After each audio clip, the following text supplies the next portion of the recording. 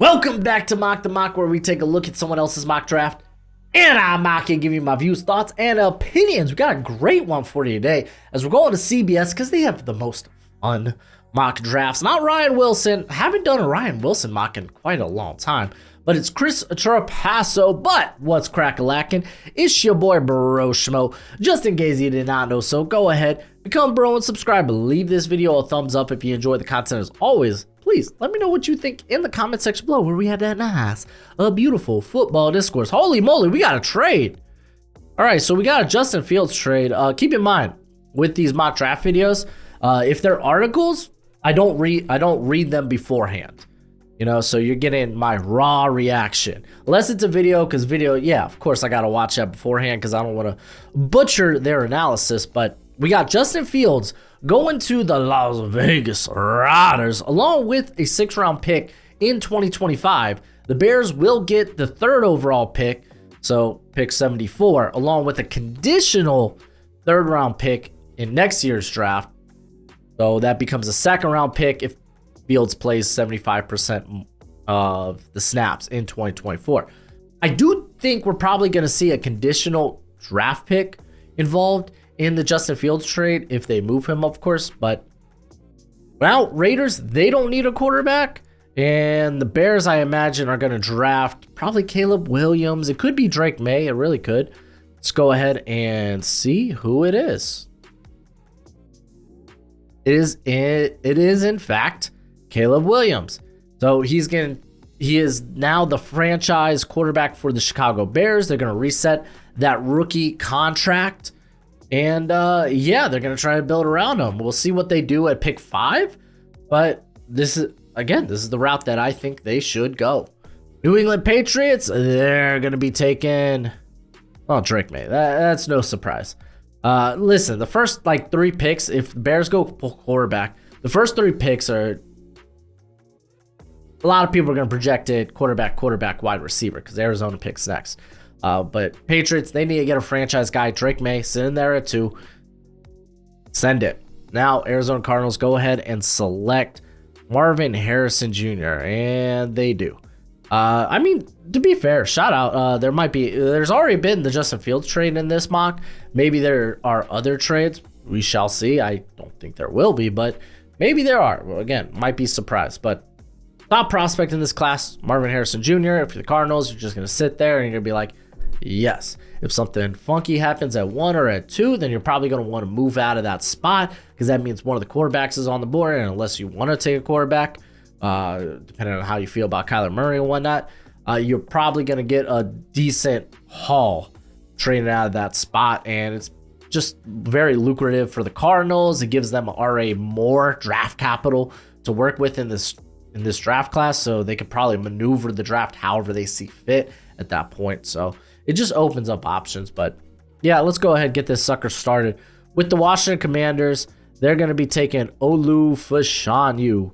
That's not really much of a surprise. You'll probably take the top tackle off the board. If you don't know Charles Leno, his contract, his cap number goes up real big in 2024, so they're probably going to move on from him. Regardless, they need help along the offensive line, so grabbing Olu is a stellar pick. Could be Joe Alt as well. Joe Alt is very, very nice. All right, pick 5. The Chicago Bears go with Chop freaking Robinson as the first defender off the board. This one is a bit interesting to me because Chop, I feel like, is more of a mid to late first rounder, because his production's kind of always been a little bit of a roller coaster. I don't think he's become that complete prospect yet, but in terms of explosiveness, twitchiness, and we've seen it, like his win rate's like 20%. Like, it's a good win rate. So Chop Robinson is going to be an interesting prospect to follow during this draft cycle. I do think the Bears want to find a guy that preferably will want to put their feet in the dirt, or their hand in the dirt. And I don't think, Latu probably could do that, no problems. But Dallas Turner, I have my doubts about. That's why I don't really project Dallas Turner to the Bears.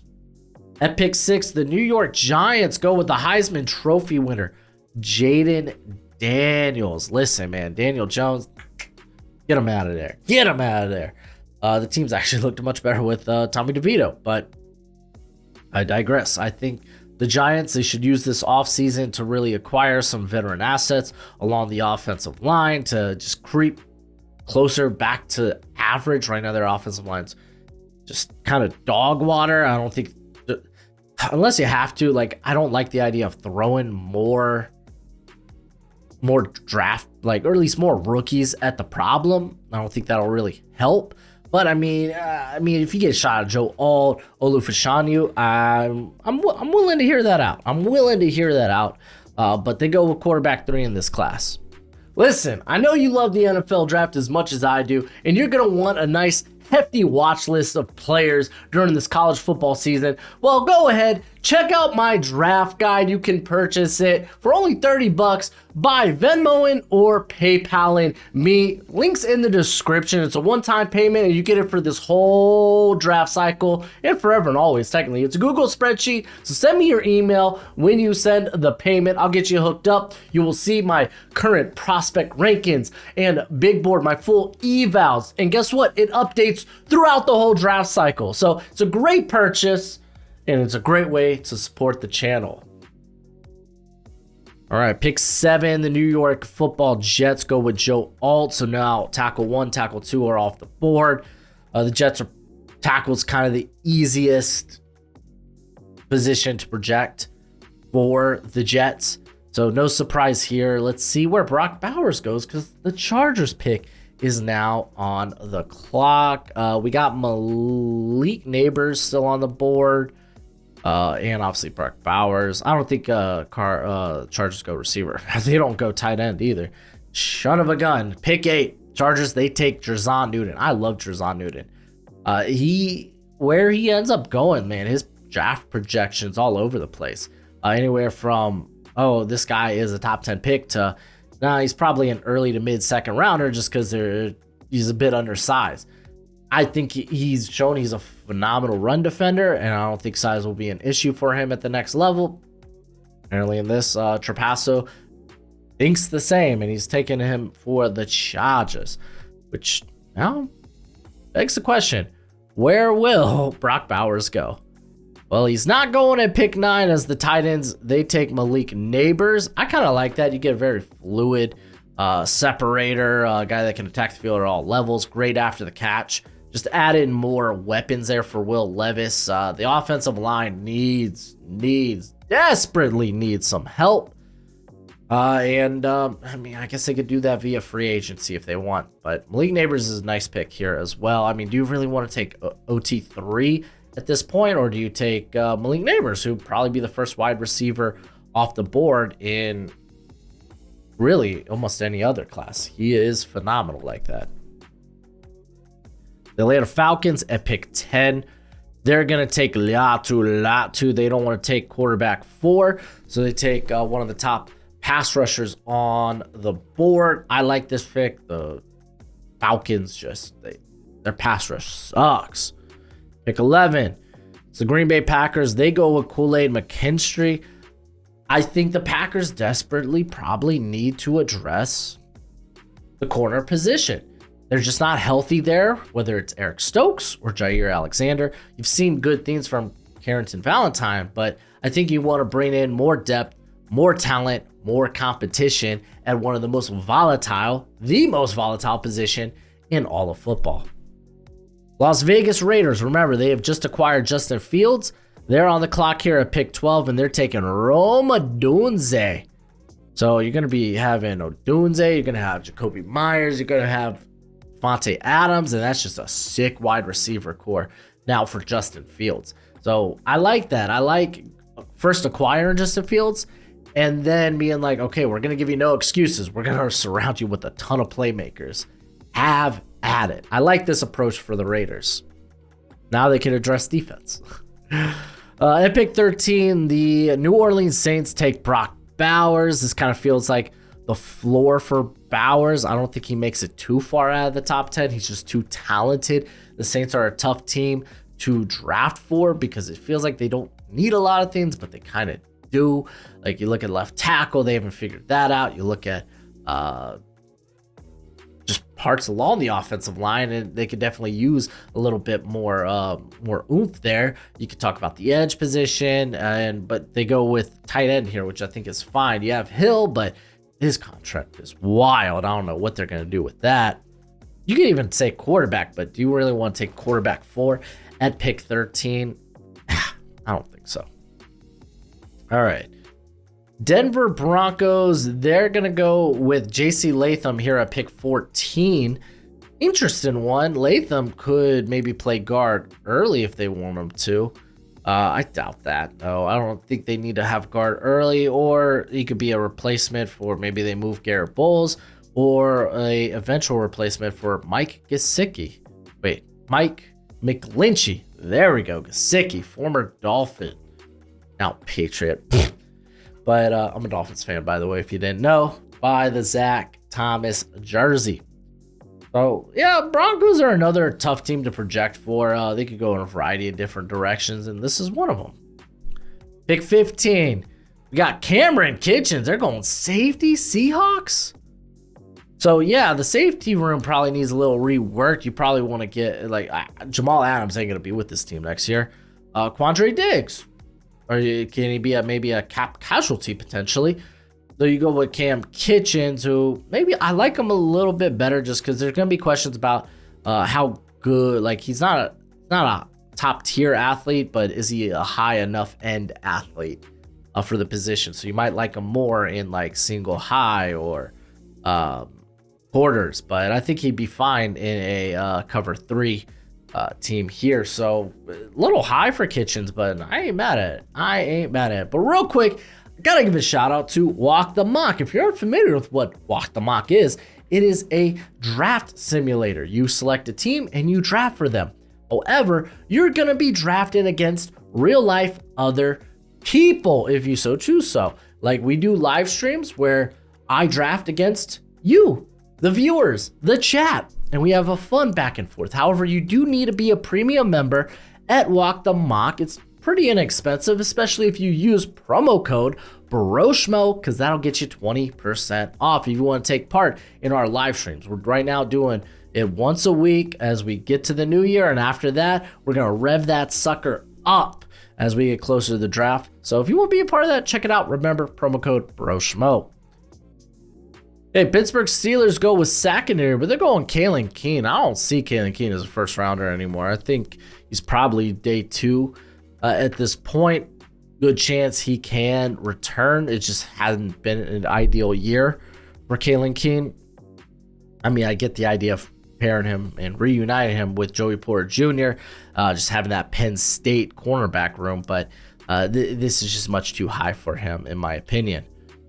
Arizona Cardinals go with Jared Verse. Very nice, very nice. So they get their pass rusher to pair up with BJ Ojulari. And yeah, I feel like this could be a very defensive heavy draft for the Cardinals after their first round pick. Let's keep this sucker moving. We got the Buffalo Bills going with Troy Franklin. Ooh, very, very interesting. I don't mind this one bit. I mean, this is your Gabe Davis replacement, but he's a bit better of a route runner. And I mean, I bet you the Bills love them some good route runners. They love them some great route runners. And Franklin is much improved in that regard. He's got good size. He's put on good weight. And a dude that can go and get that contested catch ball, but he also can be that deep field, downfield threat consistently. Keon Coleman, though, still on the board, by the way. I get you're probably getting a more athletic player here, though, if you're the Bills. Tampa Bay Buccaneers actually go with Keon Coleman here at pick 19. Makes all the sense in the world. Mike Evans is a free agent, and you're going to be getting a player with a very similar skill set. Let's go ahead. Let's move on to this Vikings pick here at pick 20, and it's Bo freaking Nix. I love me some Bo Nix. I don't love him like top 15 love him. I'd have to think about it, but here at 20, that's just great value. The Vikings get out with their franchise quarterback, and it allows them to go out and do something in free agency as the team gets much, much cheaper, not having to re-sign Kirk Cousins. At pick 21, we got the Los Angeles Rams going with Cooper DeJean. Oh, this is very interesting. Could have went with like a Dallas Turner, but Dallas Turner continues to slide.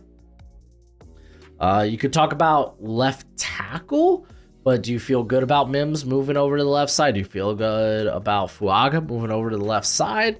Or you could just address the secondary, get better athletes back there. Because, I mean, you're looking at what? You got, Deron Kendrick, who is like a 4-7 guy. So getting better athletes at the corner position, I think is very nice.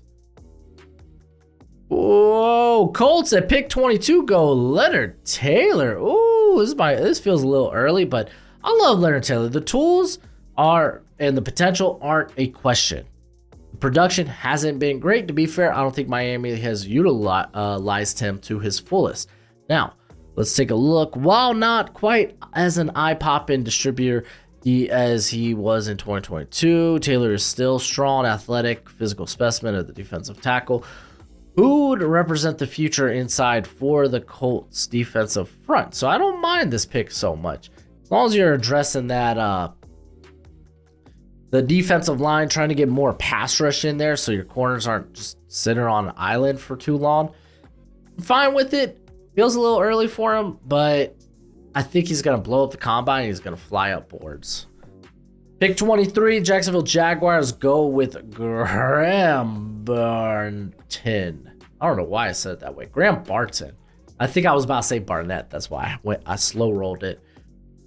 But I mean, you're getting a guard center type of guy, and I get it. The offensive line definitely needs a little revamp for the Jags. But this just feels a tad high. I don't think I mean, we're getting nearer the end of the first round, so I guess that's Graham Barton territory. But I feel like there's sexier things you could do for this pick. At pick 24, Cincinnati Bengals take Xavier Worthy. I think it's too high for Xavier Worthy. I get it. Speed kills, but I mean, dude, speed kills, but like his ball skills are questionable. He's not been as stellar after the catch unless he's returning punts.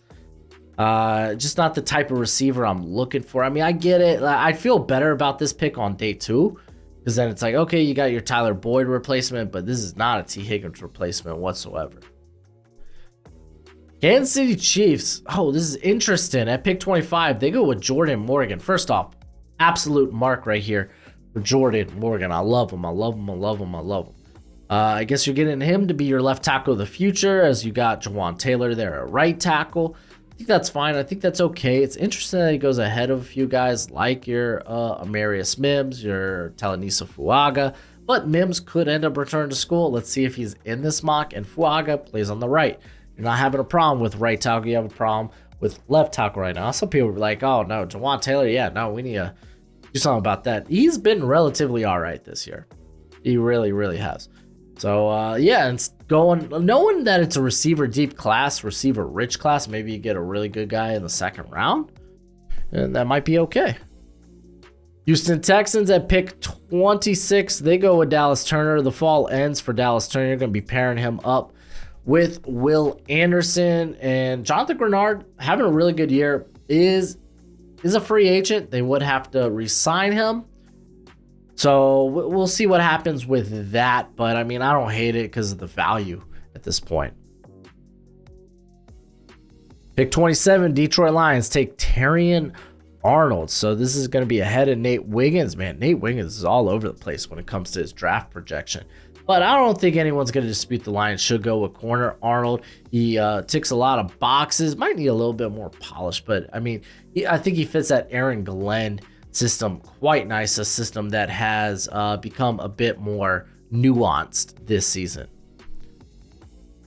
Braylon Trice going at pick 28 for the Philadelphia Eagles. That's fine. I mean, the pass rush hasn't been nearly as good as it has been in the past this season. Secondary has been terrible. So if they want to go with a corner here, I won't blame them. I mean, Nate Wiggins is sitting right there, but I don't know. Maybe Trapasso isn't that high on Nate Wiggins. Maybe he hasn't watched Nate Wiggins. But I get going Braylon Trice. I think he's that fringe first rounder as well. He's had a very solid second half of the season.